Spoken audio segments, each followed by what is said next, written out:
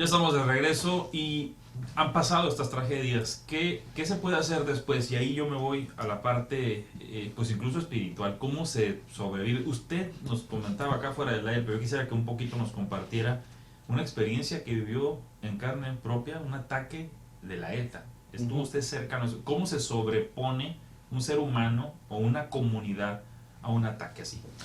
Bueno, Javier, queridos, el auditorio en general, todo acto de violencia en sí mismo, cualquier acto de violencia, genera un trauma en la persona, ¿no? Máxime cuando se trata de un motivo racial, de un motivo político o de un motivo religioso, ¿no?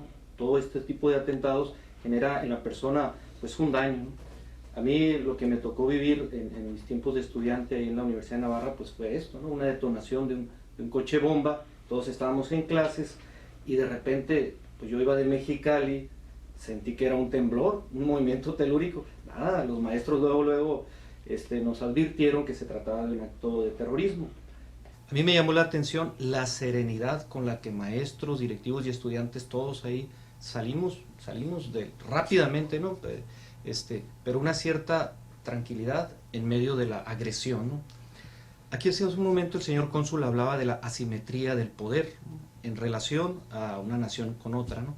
Pero yo creo que también buscando el tema de las causas de la agresión, yo creo que está mucho esta asimetría del poder, ¿no? El que se siente por encima de los demás, el que siente el derecho de oprimir al débil o de amedrentar a los demás, ¿no? Y en esto, un agresor de este tipo de los que hemos escuchado, sabemos que hay muchos factores, es un problema multifactorial. Yo apelo grandemente al tema educativo, además de ser sacerdote, soy educador. El tema educativo, ¿por qué? Aquí el oficial ya nos ha dicho que hay que enseñarles a defenderse, sí, pero hay que enseñarlos a construir procesos de paz y de convivencia sana.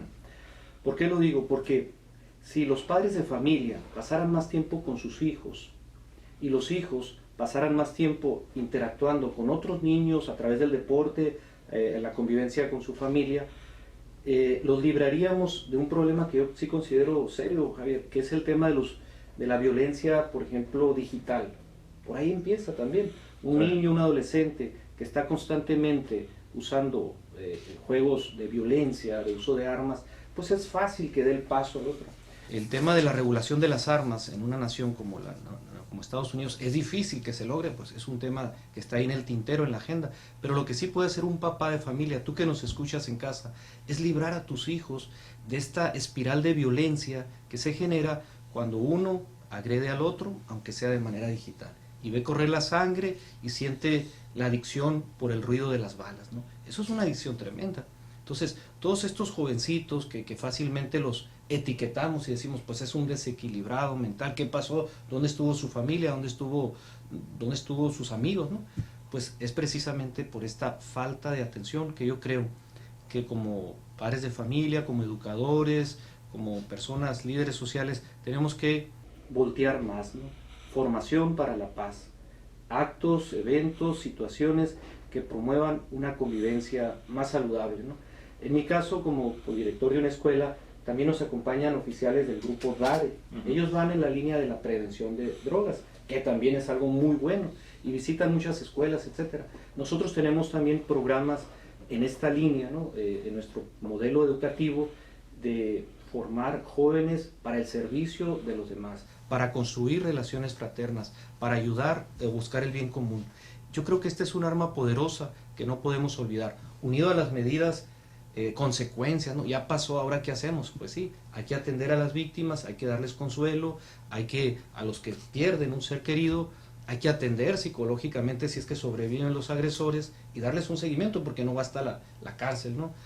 Pero ¿qué hacemos con aquellos potenciales agresores que están en nuestras escuelas, que están en nuestras familias y que todos ellos tuvieron una familia como la nuestra? Pues, ¿qué pasó? ¿En qué momento los perdimos? Bueno, yo creo que es como ir a la raíz del problema, ¿no? Y por eso mi interés de estar aquí y de seguir promoviendo este tipo de diálogos, de encuentro, saber que somos más buenos, pero a veces somos muy pasivos que los que están por ahí buscando el mal, ¿no? Sí, yo siempre he pensado, los buenos somos más, pero los malos les gusta mucho hacer ruido, ¿no? Muy estridentes, muy buscar llamar la atención. Sí, sí, mira, padre, y una dijo, y que es muy cierto, nosotros cuando empieza la escuela tenemos tantas llamadas porque los padres no son padres. Un padre que tiene un hijo, que vas a querer tener hijos, tienes que ser tú el padre que les va a dar las reglas, vas a criar a tus hijos bien.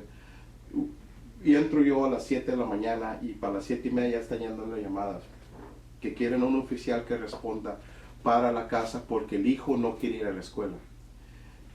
Pregunto yo por el radio, ¿qué edad tiene el muchachito? 7 años. Ahora, si vas a ser tu padre, vas a tener hijos, tienes que ser responsable, como usted dijo, ponerle atención a sus hijos.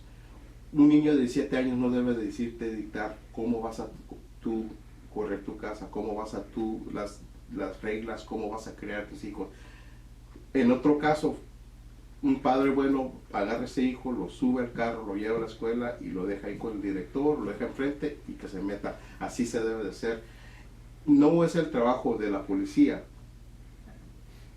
de criar a un hijo, que no es de él. Y es el punto que quiero decir. Por eso yo miro las violencias con esas personas que hacen eso. Están jugando unos juegos que no deben de jugar a una edad muy joven.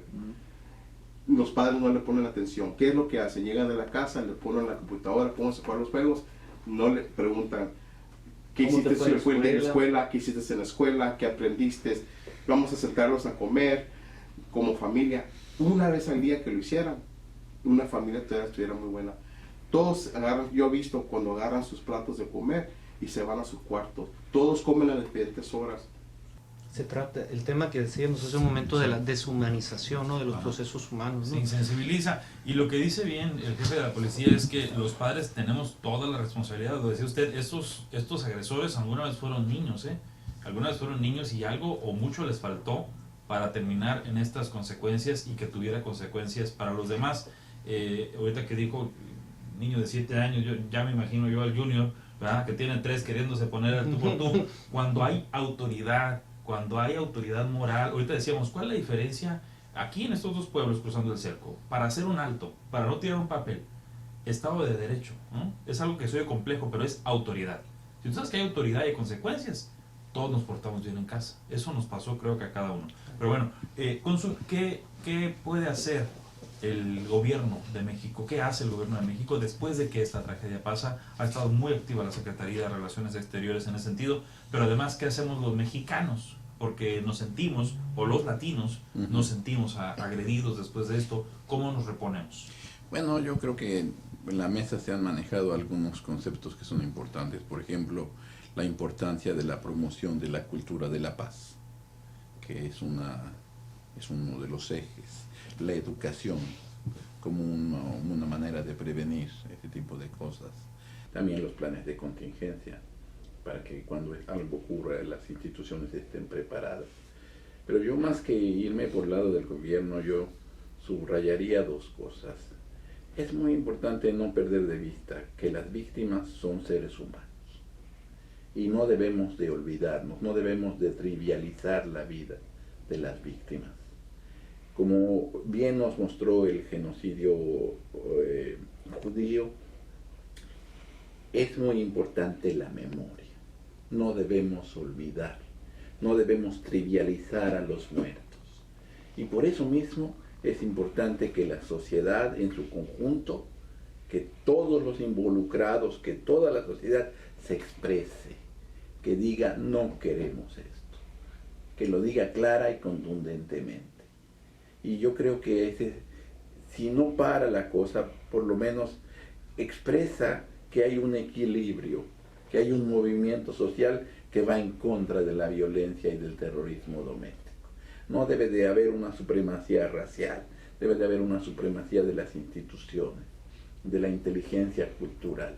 Y ahí es donde estamos fallando, porque no es que estén enfermos, es que la sociedad está enferma, porque no es uno, son 47, 48, 50. Son los síntomas lo que se alcanza a ver. Ese es el problema, y yo creo que allí tener un enfoque diferente, que no se vaya caso por caso, porque mañana hay otro tiroteo y ya se nos olvidó el de hoy. Ahí la memoria nos puede servir para ir nutriendo nuestra resistencia. Muy importante expresarnos. Muy bien. Vamos a hacer una última pausa y regresamos rápidamente para conclusión.